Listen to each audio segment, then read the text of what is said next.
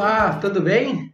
Bom, hoje a gente vai falar um pouquinho sobre a audiência de instrução e julgamento, na verdade, a audiência, tá? Na Justiça do Trabalho. Vamos abordar os aspectos principais e traçar um roteiro, tá? Sobre como funciona essa audiência na Justiça do Trabalho, tá? Tem uma dinâmica um pouco diferente das audiências no geral. Tá? As audiências civis elas são um pouco mais lentas, elas acontecem com os atos de uma forma mais definida, enquanto a audiência na Justiça do Trabalho ela acontece de uma forma um pouco mais dinâmica, tá? Ela é um pouco mais célere. Bom, vamos lá. Primeira coisa que a gente tem que entender é que na Justiça do Trabalho tem um princípio que é o princípio da concentração de atos em audiência, tá? Como que funciona essa concentração de atos em audiência? Todos os atos processuais na Justiça do Trabalho, via de regra, eles são orais e eles são realizados em audiência. Então, na audiência, eu não tenho só a produção de prova oral. É diferente do que acontece na audiência civil, tá? Na audiência da Justiça do Trabalho, a gente produz a defesa, tá? Oralmente, 20 minutos. Depois a gente produz todas as provas, tenta conciliar as partes, ouve as partes, tá? A ordem está toda trocada, tá? Eu vou chegar no ponto que a gente fala da ordem. Faz as alegações finais e o julgamento vem na mesma audiência, oralmente também proferido pelo juiz, tá? Claro, isso lógico que na teoria, tá? A prática trabalhista demanda algumas modificações desses detalhes, mas no geral tudo é mantido e tudo é possível, tá? Mesmo a praxe me comandando a fazer a petição de defesa, a contestação de uma forma escrita e protocolada em juízo, tá? Nada me impede de chegar na hora da audiência em juízo e falar, quero fazer minha contestação oralmente, tá? O juiz vai querer morrer, tá? Aliás, todo mundo vai querer morrer.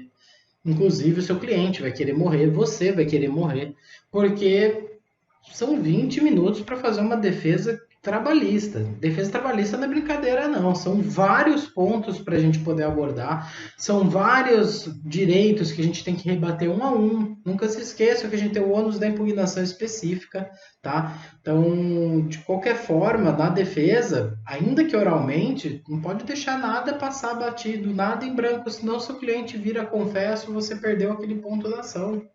Tá? Tem que tomar muito cuidado. Defesa oral ela é muito arriscada de ser feita. É possível, mas ela é arriscada de ser feita, tá? Então tomem muito cuidado com isso, mas nada impede. Fora que outra coisa, ficar 20 minutos falando, ditando ata, falando, todo mundo quer se suicidar nesse momento, tá? Isso aí é uma questão de humanidade com o próximo, tá? E respeito com o colega de profissão, inclusive, tá? É a maior sacanagem você ficar 20 minutos lá falando sem parar, tá? E o colega tendo que ouvir ali uma coisa que ele consegue ler e ele consegue até raciocinar melhor. Até o juiz também consegue raciocinar melhor lendo a sua defesa, tá? Sua defesa fica mais técnica, fica mais adequada e você não estressa ninguém com uma fala interminável, tá? Até porque vocês sabem que a fala no direito ela é sempre aquela fala bonita, rebuscada, tá? Então, tentem evitar fazer a contestação oral, mas se não tiver jeito, façam ela oralmente, tá? Às vezes acontece do cliente procurar vocês 1 minuto antes da audiência. Você pega suas coisas e sai correndo para fazer a audiência, tá? Bom, vamos seguir então. Então, entendendo isso, que a audiência trabalhista ela traz essa concentração de atos para ela, a gente já vê que ela tem uma complexidade um pouquinho maior. Tá? É um pouquinho diferente do juízo civil. O juízo civil ele não tem esse monte de ato em audiência. A audiência ela basicamente serve para produção de provas. Tá? A defesa, as alegações finais. As alegações finais, tudo bem, são feitas em audiência, mas normalmente a defesa, tá? Que é o principal ato assim, para o réu, é muito pesado para o réu, ele é feito em outro momento, tá? Um momento anterior à audiência. Tá? Então, dá uma facilitada, uma simplificada no ato da audiência em si. Tá? Então, vamos lá. Para fazer uma audiência, o que eu preciso? Necessariamente, eu preciso do comparecimento das partes. Tá? Se as partes não estiverem presentes, como o juiz vai fazer a audiência? Me explica. Impossível. Tá? naturalmente o juiz também tem que estar presente, tá? Então, primeira coisa, eu preciso do comparecimento das partes, tanto autor como réu. No trabalhista a gente chama de reclamante, reclamada, ou reclamante, reclamado. Depende, né? Não necessariamente será uma empresa, tá? Reclamante não varia, tá, gente? Não existe reclamanta, tá? É reclamante só, reclamante tanto para homem como para mulher, tá? Bom, comparece o reclamante, comparece o reclamado ou a reclamada e a gente consegue desenvolver essa audiência na presença do juiz, tá? E se o reclamante não aparece? Às vezes ele entra com a ação e não aparece. O que que acontece? Extingue o processo, tá? Vai extinguir o processo, vai arquivar esse processo. Na verdade, a gente usa esse termo de arquivamento, mas é uma extinção, tá? Não há dúvida sobre isso. Você não reaproveita ato, você não tira ele do arquivo, tá? Você tem que entrar novamente. Para entrar novamente, o reclamante tem que pagar as custas do processo que ele deixou arquivar, tá? Ainda que ele seja beneficiário da justiça gratuita. Então não importa se o reclamante tem esse benefício ou não, entra como uma condição sine qua non, ou seja, uma condição sem a qual é impossível o reingresso com a ação. Então, ele tem que entrar como um pressuposto processual para a nova ação pagar as custas anteriores, tá? Mas e se o reclamante não puder comparecer, ele pode se fazer substituir? Sim, ele pode se fazer substituir, tá? Não há problema nenhum nessa substituição, desde que ele acumule dois requisitos essenciais. O primeiro deles, ele está acometido de doença grave. Ele não pode comparecer, está impossibilitado de comparecer, de se locomover, qualquer coisa do gênero, tá? Então imaginem, por exemplo, que o reclamante sofreu um acidente de trânsito e está preso numa cama de hospital, tá? Ele não tem como comparecer. Ele pode se fazer substituir? Pode se fazer substituir, certo? Ou então ele está com uma doença infecto-contagiosa grave, que ele não pode comparecer em juízo, ele vai contaminar todas as pessoas do juízo, também não vai comparecer. Tá? Aí ele vai se fazer substituir. Mas esse substituto também tem requisitos específicos, seria o nosso segundo item. Tá? A qualidade do substituto. O substituto tem que ser um empregado da mesma função, tá? Trabalhe com a mesma coisa que o reclamante, no caso, ou o representante do sindicato. Tá? Também é uma oportunidade. Na verdade, o representante do sindicato ele vai fazer essa substituição ou quando ele estiver patrocinando a causa, ou então, tá? Se aquele empregado for filiado ao sindicato. Via de regra, o sindicato não vai atuar se ele não for filiado, não vai atuar como representante nesse caso, tá? Bom, excelente, o reclamante já superamos a questão dele. E a reclamada? A reclamada também tem que estar presente? Tem. Não se esqueçam, tá? A reclamada na audiência, ela tem que apresentar a defesa. Se ela não comparece na audiência, ela é revel. Ah, mas protocolou a contestação, tá? E revelia não é ausência de contestação? Não no trabalhista, tá? A revelia ela é ausência de contestação para o juízo civil, CPC, tá? No trabalhista aplica-se a revelia para o réu que não comparece na audiência. Se ele não comparece na audiência, não importa se protocolou de defesa, não importa o que foi feito, ele não compareceu, ele é revel, certo? Como revelia, vocês sabem que a gente tem dois efeitos como padrão, tá? Primeiro efeito, confissão quanto à matéria fática. Esse é complicado, tá? E deixa de intimar ele, ou no caso do trabalhista, notificar dos atos futuros, andamentos processuais futuros, tá? Na verdade, esse é o ponto de menor interesse, tá? Porque a partir do momento que ele protocola a contestação, ele vai ser intimado, mesmo que ele seja revel, tá? A única questão mesmo, que é o que marca fortemente, é justamente a confissão. Tomem cuidado com essa questão da confissão. A confissão é muito difícil de ser revertida, é quase impossível de ser revertida, tá? Então, tomem muito cuidado. Lógico, Se a reclamada comprovar que não pôde comparecer porque estava impossibilitada de se locomover, anotem esse termo, é esse o termo-chave, tá? Impossibilitada de se locomover, o juiz naturalmente vai aceitar essa escusa e vai remarcar a audiência, vai marcá-la para um outro momento em que ele possa comparecer, tá? E vai afastar a revelia por hora. Tomem cuidado com isso, tá? Isso é muito perigoso. Ótimo, mas a reclamada vai fazer como para ir na audiência se ela é uma empresa? Se ela é uma pessoa jurídica, ela é uma abstração? Ou então, ainda sendo uma pessoa física, os sócios não querem comparecer. Eles não estão afim de olhar para a cara do reclamante. Isso é super comum de acontecer. Não querem ver a outra parte. Pode-se fazer substituir o reclamante? Pode. E aí, a empresa pode também? Pode. Pode-se fazer substituir sem problema nenhum, tá? Qual que é a ideia aqui? A reclamada, para se fazer substituir, na verdade, para se fazer presente na ação, ela precisa nomear um preposto, tá? Ainda que ela não queira em si se substituir, ela quer nomear só um preposto, ela tem que nomear alguém para estar presente na audiência. Essa nomeação, se ela não for automática por causa da qualidade de sócio, ela vem através de uma carta de preposição. Tá? Essa carta de preposição ela passa poderes de presentação, de tornar presente a pessoa jurídica em audiência. Tá? A carta de preposição deve ter poderes para transigir, confessar, tá? Receber citação, tá? Isso é muito importante, principalmente, por favor, não esqueçam o poder de transigir e dar quitação, tá? Se não tiver esses poderes, o juiz pode entender que isso gera a revelia, gera a invalidade daquele preposto. Tomem cuidado, tá? Bom, vamos lá. Fiz a carta de preposição e mandei alguém no lugar da empresa. Posso mandar um empregado? Opa, pode. Posso mandar o meu gerente? Perfeito, pode, o gerente está aí para isso. Posso mandar um sócio? Posso. Posso mandar um terceiro que não faça parte da minha empresa, mas que conhece os fatos? Posso, tá?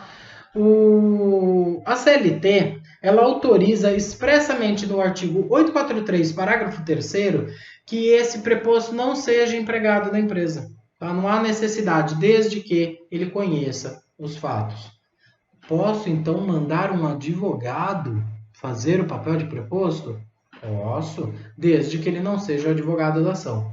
Então, vamos imaginar a seguinte situação. Eu tenho uma empresa, eu contrato um escritório, tá? Grande, um mega escritório, tá? Para poder representar os meus interesses processuais, me auxiliar em qualquer questão. Um determinado empregado processa a minha empresa, eu peço para esse escritório fazer a minha defesa naturalmente. Um advogado desse escritório assina a defesa e me representa como advogado na audiência. O outro advogado desse escritório pode perfeitamente atuar como preposto, tá? Desde que ele conheça os fatos. Tem que tomar muito cuidado, porque deve ter esse conhecimento de fatos bem marcado, tá? Porque o juiz vai colher o depoimento do preposto. Se o juiz colher o depoimento do preposto, o preposto responder por algum equívoco ou por um lapso de memória, eu não lembro ou eu não sei, ele aplica a confissão, tá? Com relação àquele ponto, pelo menos a gente tem uma confissão bem marcada, tá? Tem que tomar muito cuidado com isso. É fundamental que o preposto tenha conhecimento dos fatos, tá? Então vamos lá. Vamos avançar mais um pouquinho. A gente tem uma ideia de uma audiência só no trabalhista, tá? Então a gente tem concentração dos atos em audiência, a gente não fala em audiências ou em várias audiências, a gente tem uma audiência uma audiência, tá? Professor, mas eu fui lá no fórum várias vezes assistir audiência e eu vi que tem audiência inicial, tem audiência de instrução. Há uns anos atrás eu vi até audiência de julgamento. O que isso significa? Isso significa que essa audiência ela foi tripartida, mas a audiência continua sendo uma só, tá? Ela só é realizada em 3 momentos diferentes. A audiência é um ato só, é isso que vocês têm que entender, tá? Um ato representa a audiência. Então, imaginando que a gente faça uma linha do tempo processual, a gente faria um único risquinho e marcaria a audiência, tá? Ela é tripartida, sem problema nenhum. Ela pode ser tripartida, ela pode ser una. O juiz vai avisar vocês quando que é una, quando que é tripartida, vai avisar vocês, tá? Na notificação que o seu cliente recebe como réu, tá? Como reclamada, vai vir escrito audiência inicial, significa que o juiz partiu a audiência, tá? Inicial é só para acordo. E a apresentação da defesa, não vão esquecer disso, pelo amor de Deus, tá? E a audiência una, vai vir escrito assim, audiência una, tá? Cuidado com a audiência una, tem que fazer tudo, tem que levar até testemunha, tá? Gente, entendam que a audiência é um ato só e ele pode ser tripartido. Tudo bem? Isso que vocês precisam marcar. Na prática, a gente vê normalmente as audiências tripartidas, tá? Mas não entendam que isso é a regra, não entendam que isso é o padrão. Se eventualmente vocês forem fazer uma prova da ordem, ou então um concurso público na área trabalhista, não se esqueçam, a audiência é una. Tudo bem? Então, gravem essa situação, tá? Audiência una, que pode ser redesignada, pode ser marcada a continuação dela por uma autorização expressa da lei, caso não seja possível concluir a audiência naquele determinado dia. Tudo bem? No artigo 849, deem uma olhadinha. 849 fala da possibilidade de continuação da audiência em outro dia por motivo imperioso. O motivo imperioso, no caso, é justamente a adequação de pauta. Tá? A celeridade no processo, garantir a efetividade do processo.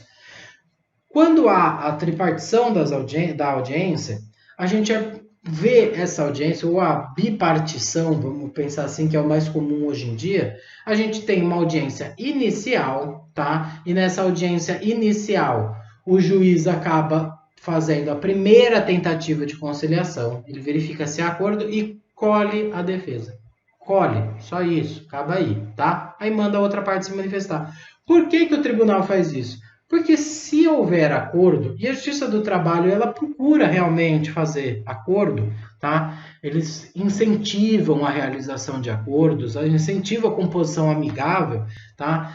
Isso serve para justamente reduzir o fluxo de processo. Se tem acordo, logo no primeiro momento, não tem por que reservar a pauta de audiência para várias audiências unas, que vão demorar. Tá? O juiz marca inúmeras tentativas, inúmeras audiências iniciais de 15 em 15 minutos na pauta, porque se dessas 15 audiências ele conseguir resolver metade, 7 audiências que seja, poxa, uma maravilha, são 7 processos a menos na pauta.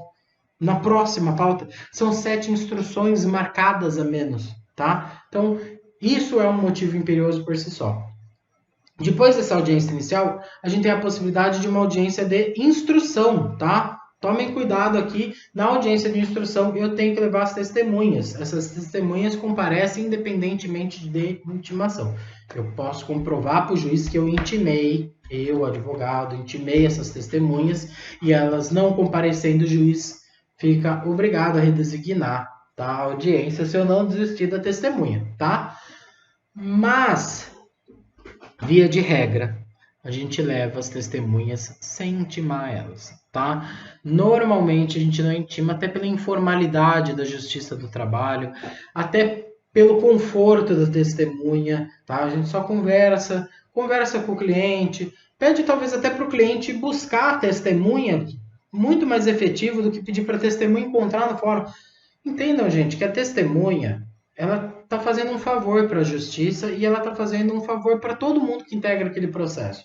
Ela está dispondo do tempo dela, tá? Ficando à disposição da justiça para justamente resolver algum conflito, tá? Então ela está fazendo uma atividade de interesse público, tá? Não custa dar uma caroninha para a pobre da testemunha, tá? Fale para o cliente de vocês, vai buscar a testemunha na casa dela, leva a testemunha de volta. A testemunha não é obrigada a custear tudo isso, é uma sacanagem. Tudo bem? Bom, mas enfim, isso não importa, tá? Isso vem da prática, vem do traquejo, vocês vão desenvolvendo isso com uma certa tranquilidade com o passar do tempo, tá? Há um tempo atrás, e talvez alguém ainda possa ver isso, existia uma audiência de julgamento, tá? Essa audiência de julgamento, o juiz fazia o quê? Ele marcava uma data certinha, uma data, horário, quando ele ia dar o julgamento daquela ação. Ou seja, tinha a audiência inicial, a audiência de instrução e a audiência de julgamento, tá? Nessa audiência de julgamento, ele só decidia, não precisavam as partes comparecer, não precisava ninguém estar presente, não precisava nem ter advogado, por exemplo, estava tudo certo. Ele dava só o julgamento nesse dia. Podia comparecer? Podia. Se você comparecesse, você ia sair de lá com o julgamento? Ia sair de lá com o julgamento, tá? Só que veio o CPC 2015 e esse CPC 2015 deu um prazo de 30 dias, tá? Para que o juiz pudesse dar a sua sentença, tá? Sua decisão final no processo, na fase de conhecimento. O que acontece? A partir do CPC 2015, virou um padrão na Justiça do Trabalho seguir esse prazo de 30 dias, tá? Não tem por que o juiz atolar a pauta dele com a marcação de uma audiência de julgamento. Ele julga dentro dos 30 dias, tá? Nem que seja no sábado, no domingo, na casa dele, ele faz o julgamento o mais rápido que ele puder, tá? Entendam que o trabalho é exaustivo, tá? Eu compreendo que muitas vezes demora um pouco, a gente quer uma solução de litígio rápida, mas é um trabalho exaustivo esse trabalho do judiciário, tá? Então, é normal, tá? É normal que isso demore, é normal que esse prazo, inclusive, não seja suficiente nesses 30 dias, tá? Tem penalidade para o juiz? Não, não tem penalidade para o juiz porque o prazo é impróprio, tá? Então, não se preocupem se isso ultrapassar ou não acreditem que haverá uma nulidade ou uma penalidade grande para o juízo por causa disso, que não tem, tá? São 30 dias que a lei garante para ele e se ele ultrapassar os 30 dias, naturalmente, ele pode usar mais prazo sem que isso lhe acarrete algum prejuízo. Tudo bem? Bom, agora vamos entrar na audiência. Estamos dentro da audiência e eu vou seguir essa audiência como se ela una fosse, tá? Vamos lá. Vamos seguir os passos. Primeira coisa é a abertura da audiência. Essa audiência é aberta na data e horário marcado pelo juízo e as partes são apregoadas, tá? O que significa apregoar as partes? Chamar as partes para o ingresso na audiência, para que as partes entrem na sala de audiência e ocupem seus devidos lugares, tá? Vamos lá. Na Justiça do Trabalho, tá? Esse pregão das partes, tá? Ele é feito de uma forma por áudio. Dentro da sala de audiência, o juiz pede para que a escrevente de sala, né, na verdade, a analista judicial, faça o pregão das partes, apregoe as partes por microfone, tá? Isso aí numa caixa de som lá do lado de fora. Fiquem atentos, tá? Eles apregoam as partes uma, duas, três vezes. As partes não compareceram, já era audiência, tá? Se for a reclamada, revelia. Se for o reclamante, arquivamento. Tomem cuidado com isso, tá? Fiquem atentos. Normalmente, as varas do trabalho elas são bem maleáveis, tá? O que isso significa, essa maleabilidade? Ah, poxa, eu não ouvi o pregão, fui lá, conversei, olha, mas eu estava aqui, a outra parte também não ouviu, não dá para a gente fazer essa audiência. Normalmente os juízes são flexíveis, eles acabam fazendo esse encaixe. Se as duas partes concordarem, se tiver tudo certo, tudo com base naquela negociação processual prevista no CPC, tá? Isso é bem interessante. Mas ele não é obrigado a fazer, tá? Não é obrigado em absoluto a fazer. Então não adianta brigar com o juiz, não adianta virar a mesa do juiz, não vai resolver, tá? Perdeu o horário do pregão, já era. O juiz pode adiantar a audiência? Pode, ele pode chamar antes. E se a parte não estiver presente? O juiz tem que esperar o horário da audiência. E não marcou 2h15? Ele tem que esperar 2h15. Tá? Não adianta querer fazer audiência 1h30 e as partes não estarem lá e ele arquivar o processo. Não vai rolar, tá? Tem que esperar até 12h15 para tomar alguma medida. Mas se as partes estiverem lá, que prejuízo existe? Nenhum prejuízo, gente. Tudo bem? Então, se não tem prejuízo, pode adiantar. Se tiver prejuízo, não vai adiantar, tá? Vamos lá. Apregoadas as partes ingressam na sala de audiência e se posicionam à mesa junto com o magistrado, tá? Lembrando que na Justiça do Trabalho a gente tem lugar certo para sentar. Imaginem aqui que eu sou o juiz, certo? Desse lado aqui, tá? Do meu lado direito, sentará a reclamada, tá? Então, vamos lá. Reclamada, lado direito do juiz, tá? reclamante, lado esquerdo do juiz. Então, eles vão ficar sentadinhos à mesa, dessa forma, um de frente para o outro, e eu aqui como juiz, olhando para eles aqui, ó. Eu já sei que aqui é reclamada, já sei que ali é o reclamante. Toda vez que eu quiser falar com o reclamante, o que eu vou fazer? Eu vou olhar para ele, tá? Eu já tenho um lado certo para fazer isso. Tudo bem? Não há dificuldade nenhuma, tá? A questão é bem simples de ser feita, tá? Basta você entrar. Puxa, mas eu não lembro. Ou mais simples ainda, eu sou homem, eu não tenho noção de direita e esquerda. Nenhum homem tem. Se você é homem e você está falando que você tem noção de direita e esquerda, você está mentindo, tá? É certeza que você está mentindo. Homem não sabe o que é direita e esquerda. Por isso que a gente põe o relógio só na mão esquerda. Porque quando alguém fala pra gente esquerda, a gente lembra de uma frase, a mão do relógio, tá? Quando a gente lembra da mão do relógio, a gente já, opa, esta é a minha mão esquerda, tá? No meu caso é mais fácil, porque eu sou canhoto, tá? Então basta eu lembrar que é a mão que eu escrevo. Eu não tenho, tô sem relógio, mas é a mão que eu escrevo, tá? Então ela dá super certo, dá a mesma coisa. Excelente. Entrei lá. Opa, mas peraí, é a minha esquerda ou a esquerda do juiz? Eu tô de frente pro juiz, é agora que eu fiquei confuso agora. Tô muito confuso, tá? O que você faz? Seja cortês. Segura a porta, espera a outra parte entrar, espera a outra parte sentar, ocupar seu lugar à mesa e você ocupa o lado contrário. Poxa, o juiz ficou louco da vida porque eu fiz isso, professor. Por quê? Porque a outra parte sentou no lugar errado. E eu fui obrigado a sentar errado também. Fala isso na audiência. Tem a cara de pau suficiente de falar. Ah, excelência. Eu fiquei sem jeito. Ele sentou ali do lado errado, eu não quis corrigir. Tá? Aí você sai super bem. Você sai como cara que manja do negócio, cara que tem experiência na área trabalhista. Teu cliente vê que você é um cara educado ainda por cima. E você ainda foi super gente boa de não caguetar o cara. Tá? É muito legal, tá, gente? Então, sejam matreiros, tá? Qual que é a ideia aqui?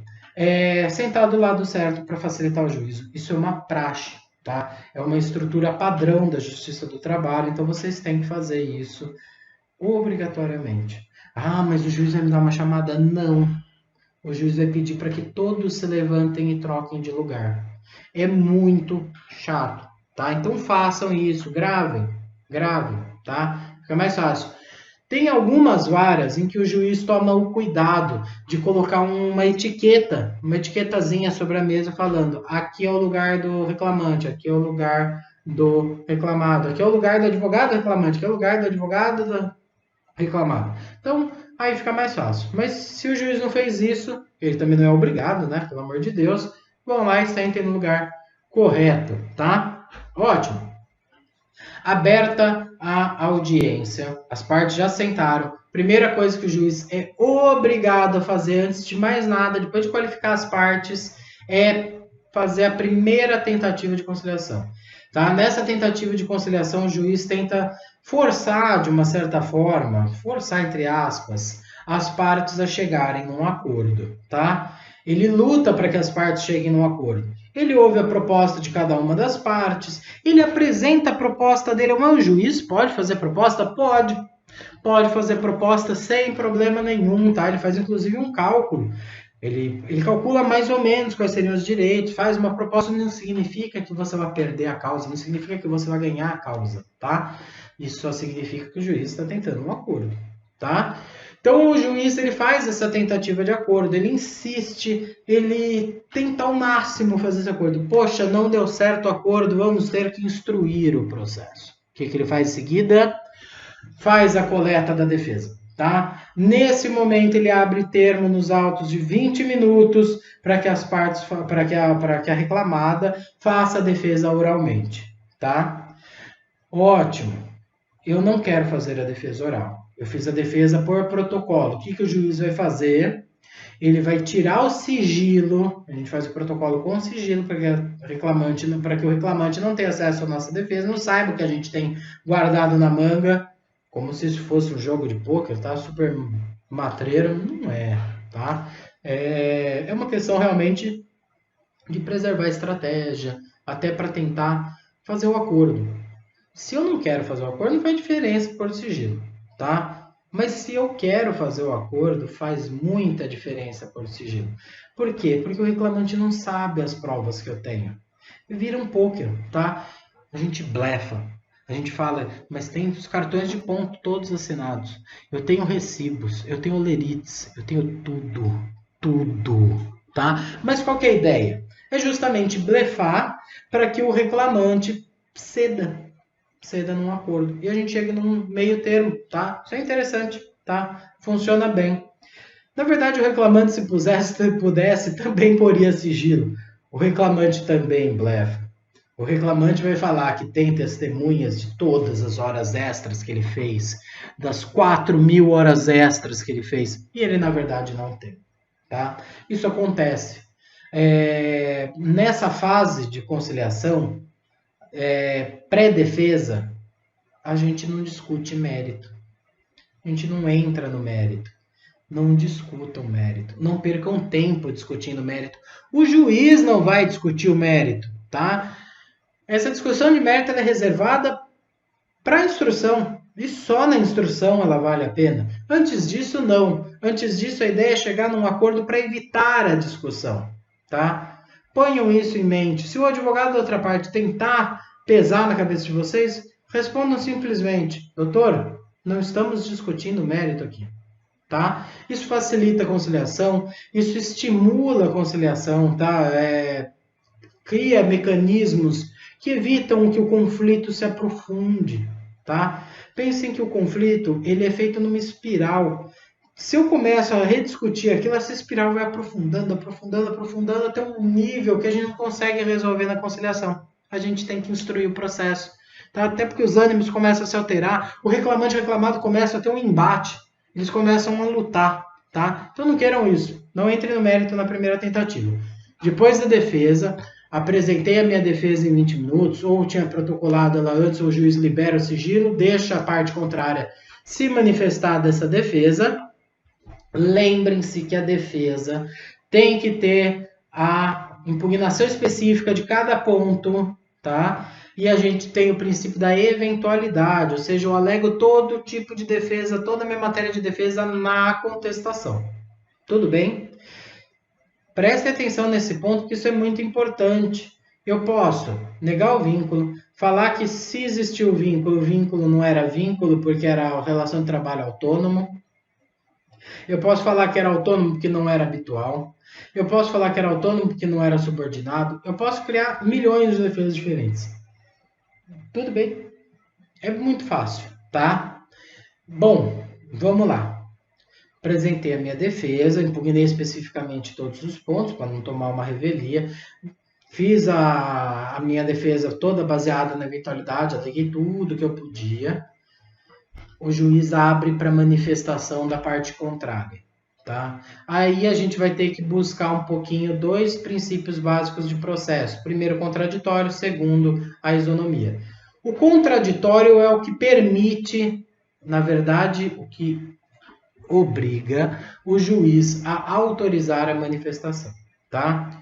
Essa manifestação ela vai ser autorizada toda vez que o réu trouxer fatos modificativos, extintivos ou impeditivos do direito do autor, no caso do reclamante, beleza? Para que eu dou ao reclamante a oportunidade de se manifestar nos autos? Eu peço para que o reclamante se manifeste para que ele possa especificamente falar dos fatos novos, tá? Para que ele tenha a oportunidade de se manifestar, tá? A ideia é essa, contraditório garantir essa oportunidade de manifestação.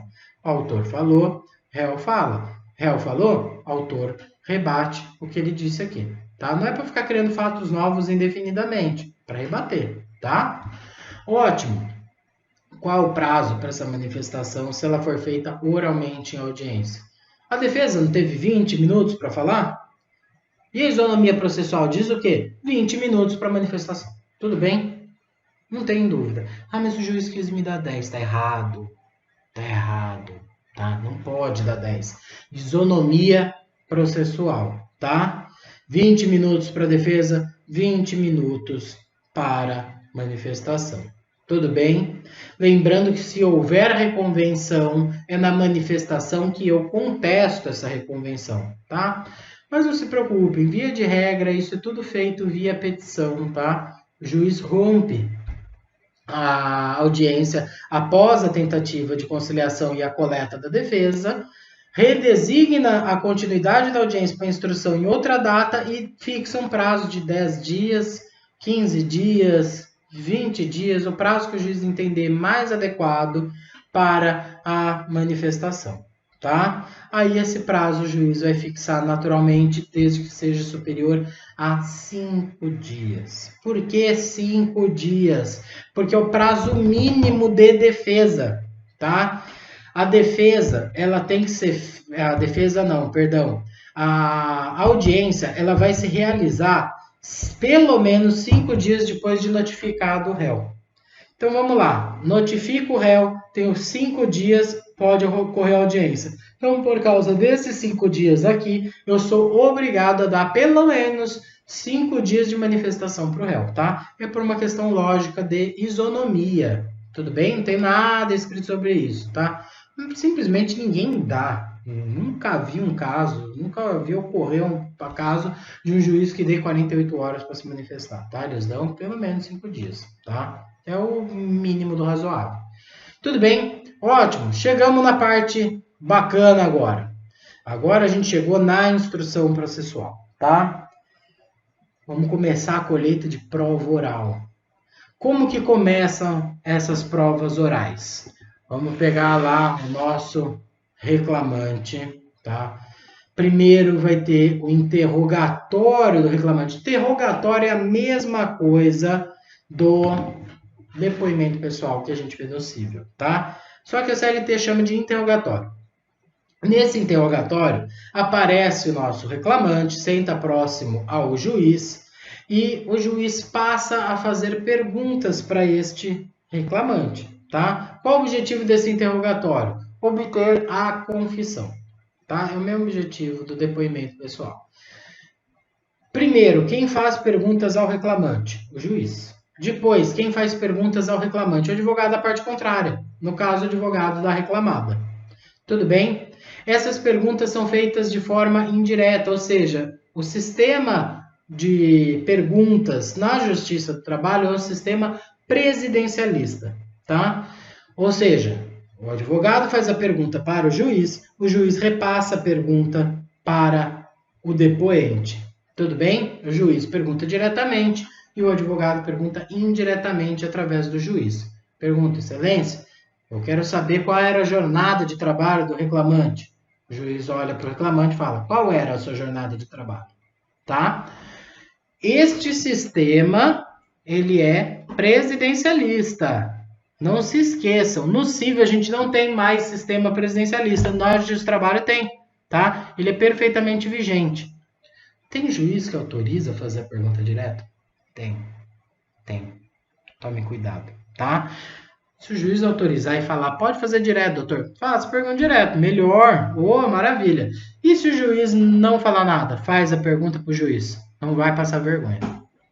Ótimo, beleza, depois do interrogatório do reclamante, a gente tem o interrogatório da reclamada. A reclamada, lembre-se, não pode dar evasivas, não pode sacanear, senão ela é confessa, tá? A ideia da ordem de perguntas é a mesma. Pergunta primeiro o juiz e em seguida o advogado do reclamante, beleza? Sempre a parte contrária, eu não pergunto para o meu cliente, tá? Pergunta para o cliente do outro, tudo bem? Por quê? Porque o objetivo aqui é obter a confissão. O objetivo não é esclarecer os fatos, o objetivo é pegar a pessoa no pulo lá na mentira. Fechou? Tomem cuidado com isso. Depois de ouvir as partes, vem o depoimento dos peritos, tá? Esse depoimento dos peritos, eventualmente, ele pode ser deslocado para o fim da audiência ou ele pode nem sequer existir. Via de regra, os peritos são ouvidos por petição. O perito apresenta o laudo no processo, as partes se manifestam por petição no processo, o perito esclarece via petição e não é ouvido em audiência. Quando que ele vai ser ouvido em audiência? quando mesmo após o esclarecimento escrito dele, pairar dúvida. E essa dúvida, normalmente, ela tem vindo ao juiz, tá? O advogado ele pode até suscitar, falar, excelência, não está dando para entender, tem algo errado, preciso ouvir o perito na audiência. Se o juiz se convencer disso, ele vai falar, perito, dia tal, quero você na audiência lá. Tudo bem? Tudo bem.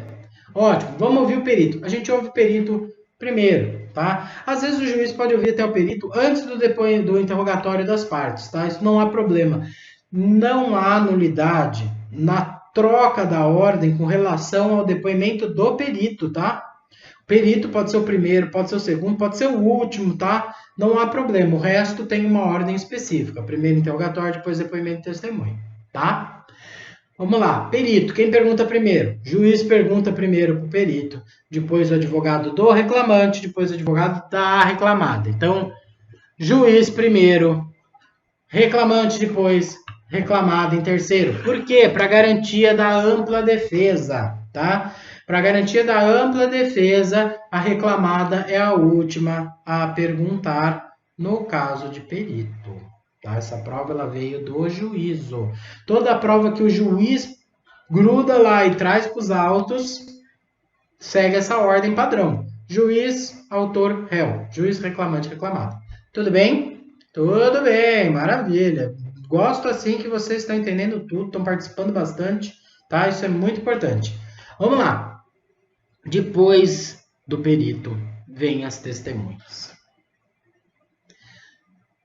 As testemunhas são um ponto-chave na justiça do trabalho. Por que eu falo isso? Porque a gente tem uma supremacia da realidade sobre os documentos.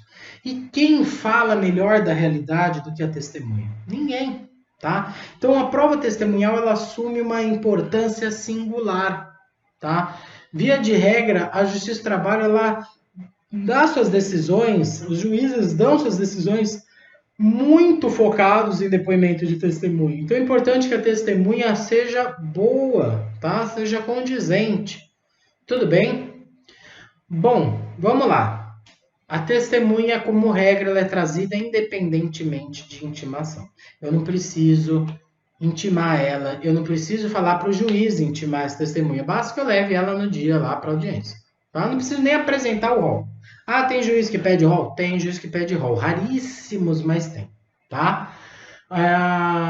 Com relação à intimação de testemunha, posso pedir para o juiz intimar? Posso.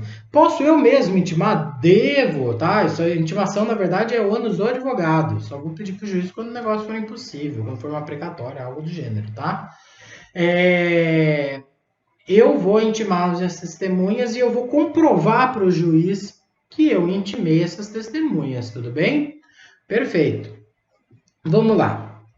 A testemunha do reclamante é chamada primeiro para depor, tá? Todas as testemunhas do reclamante. Lembrando aquela ordem da ampla defesa. Primeiro testemunhas do reclamante, depois testemunhas do reclamado. Tudo bem? Então vamos lá. Testemunhas do reclamante, quem faz pergunta? Primeiro o juiz, depois o advogado do reclamante, depois o advogado da reclamada. Tudo bem? Então, se a testemunha do reclamante que está depondo, vem juiz, reclamante, reclamado. Depois vem as testemunhas da reclamada. Como que fica essa ordem de depoimento? Vem a reclamada para depor, a testemunha da reclamada para depor. Quem faz pergunta primeiro? O juiz. Sempre o juiz pergunta primeiro, tá? Depois vem a reclamada e o reclamante. Quem pergunta para a testemunha depois do juiz é sempre o advogado que chamou a testemunha. É sempre a parte que chamou a testemunha. Tudo bem? Não vou esquecer disso, não dá para confundir. Se a testemunha é minha, eu pergunto primeiro. Para quê? Para dar oportunidade para outra parte se defender de uma forma melhor. Tudo bem? Tudo bem.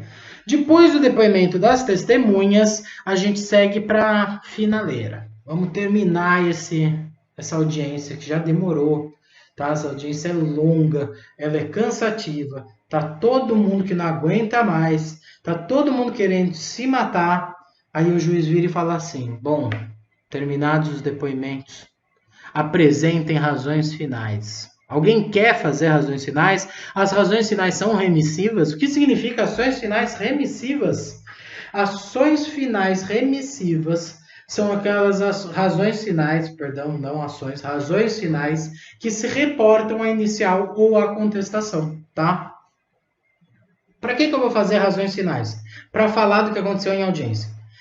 Excelência, a testemunha fulano de tal afirmou que o réu fazia horas extras, 2 horas por dia, que o reclamante fazia 2 horas por dia extras. Tá? É só para chamar a atenção do juízo para pontos importantes da audiência. É nesse momento que eu falo, excelência, a reclamada confessou o cargo de gerente. Beleza? Tá? Então é um arremate. As razões finais, elas são feitas em 10 minutos cada parte, tá? Feitas, como regra, oralmente.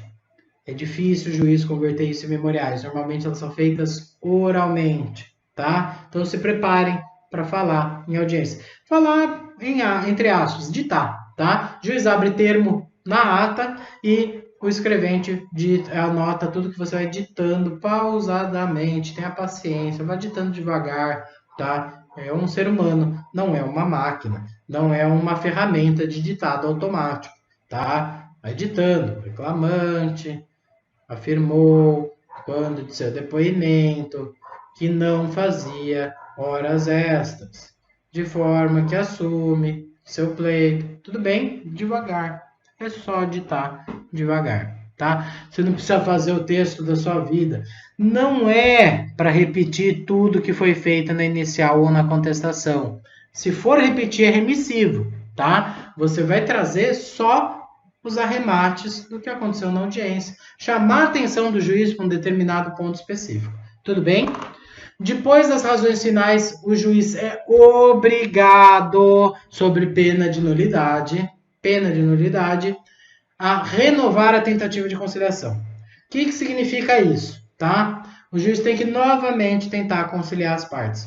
E aí, depois de tudo que a gente viu, todas as testemunhas vão chegar no acordo e ele vai insistir nisso, ele vai tentar fazer com que as partes entrem num denominador comum. Ele vai ser incisivo. Ele vai falar, você viu o que as testemunhas disseram. Olha, o seu depoimento não é muito forte. Presta atenção, vamos chegar num acordo, vamos tentar resolver isso. Por quê? Por que a Justiça do Trabalho insiste tanto nesse acordo que a gente não aguenta mais?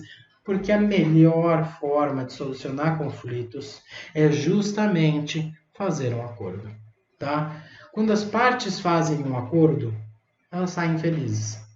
Quando as partes são condenadas, elas não saem felizes. Ah, mas eu tenho certeza que eu vou ganhar. Ótimo, parabéns. Você cometeu o erro número 1. Na verdade, não. O erro número 2 da advocacia. O erro número 1 é prometer êxito para o seu cliente. O erro número 2 é ser excessivamente confiante, tá? Não é que você não saiba do que você é capaz. Você sabe do que você é capaz. Você é bom no que você faz. Só que a questão aqui é cautela. Eu ainda vou falar para vocês sobre a teoria dos jogos, tá? E nessa questão de teoria dos jogos, a gente não procura o resultado perfeito. A gente não procura o perfeito de Newman, tá? A gente procura um resultado equilibrado.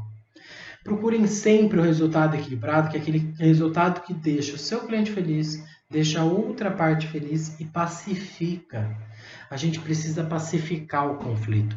A gente não precisa ganhar a ação indistintamente. E nem sequer correr o risco do tudo ou nada. Tá?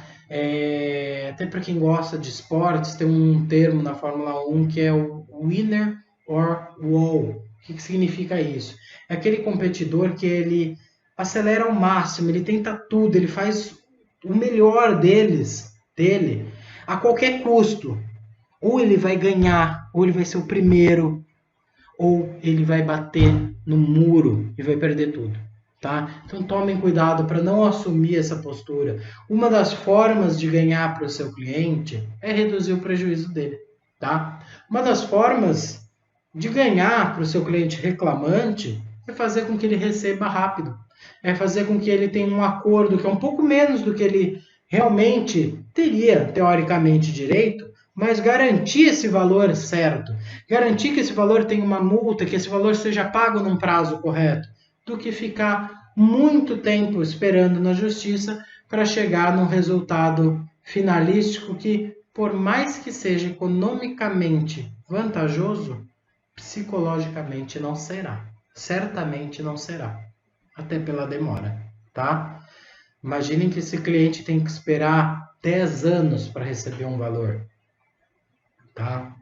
Imagine que esse cliente, nesse momento, ele está desesperado, ele está desempregado, ele não tem nada, ele precisa receber um seguro-desemprego, precisa levantar os valores de FGTS que foram sonegados, receber multa. Isso aí faria com que ele abrisse o próprio negócio dele, talvez, começasse a ter a própria renda, investisse talvez aquele capital para gerar uma renda, para melhorar a vida dele. Você pode melhorar a vida dele agora com um acordo. Para que ele vai esperar 10 anos? Daqui a 10 anos ele já não quer mais melhorar a vida dele. Ele já cansou. Tudo bem? Gente, tenham consciência, tá? Vejam que o acordo ele é sempre uma situação interessante, tá? Não falo isso por atuar na defesa de empresas, não falo isso por atuar na defesa de reclamantes, tá? A grande questão aqui é solucionar o conflito, é ver o melhor interesse do seu cliente. Se o acordo é bom, por que não falar para o seu cliente? É um bom acordo, vale a pena, tá? E outra questão, quando vocês estiverem advogando, ou no exercício da profissão de vocês, como advogados, sejam justos, tá? Não queiram mais do que o cliente de vocês tem direito. E não pensem nos honorários de vocês acima da satisfação do cliente de vocês. Você pode até ganhar menos porque você fez um acordo, mas você vai ganhar sempre, tá? Porque o cliente de vocês vai ficar feliz e o cliente de vocês vai voltar, ele vai indicar outros clientes. A gente não ganha na ganância, tá? A gente ganha num desenvolvimento reiterado de uma boa prática advocatista, tá? Isso é muito importante, leve isso sempre em consideração.